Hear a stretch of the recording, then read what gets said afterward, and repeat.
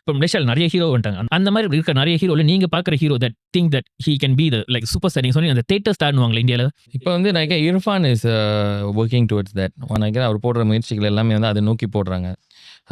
முகேனுக்கு வந்து அந்த ஒரு வைப் இருக்குது. பட் நான் வந்து தேட்டர்லேயே இல்லாத ஒருத்தர் அதை பண்ணக்கூடிய ஒரு பவர் இருந்து அது இன்னும் பாய்க்காமல் இருக்காரா இல்லை பாய்க்க மாட்டாருன்னா யோகி பி இவங்களை சொல்லுவேன். இந்த நீங்கள் சொன்னீங்களா சில பேர் நடிக்க வைக்கணும் அப்படின்னு, வரமாட்டாரு, முயற்சி பண்ணுவோம்.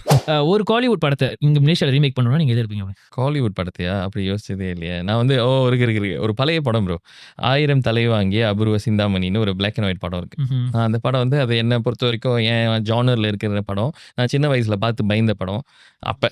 அதனால அந்த படம் வந்து ஒரு நியூ ஏஜாக கொடுக்கணும்னு ரொம்ப காலம் ஒரு ஆசை இருந்துச்சு. பூச்சாண்டிக்கு நிறைய பேர் நிறைய ரிவ்யூ கொடுத்துருப்பாங்க அப்படின்னு. ஒரு அன்ஃபர்கட்டபிள் ரிவ்யூ, அந்த கண் பார்வையற்றவங்க ஒரு குரூப் ஆஃப் ஆடியன்ஸ் வந்து அந்த படம் பார்த்தாங்க.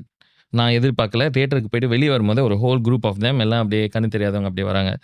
அவங்கள நிற்க வச்சு இன்ட்ரடியூஸ் பண்ண, உங்களால் படம் பார்க்க முடிஞ்சா புரிஞ்சிச்சான்னு கேட்டேன். அவங்க என்னெல்லாம் சொன்னாங்களோ அதை நான் மறக்கவே மாட்டேன். கண்ணு தெரியாதவங்களுக்கு இந்த படம் எப்படி போய் சேர்ந்துச்சு அப்படின்றது. ஆனால் அது நீங்களே எதிர்பார்த்தீங்களா எடுக்கும்போது? இல்லை, அதே ஷூட்டிங் பண்ணும்போதா?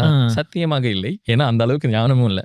ஸோ ஆடியன்ஸ் இவ்வளோ பரவலாக இருக்காங்க, அதில் பார்வையற்றவங்களுக்கு இந்த படம் எப்படி ரிசீவ் பண்ணாங்க அப்படின்றதும், அந்த கிளைமேக்ஸ்லாம் புரிஞ்சிச்சான்னு சொல்லும்போது அவங்க கொடுத்த விளக்கம்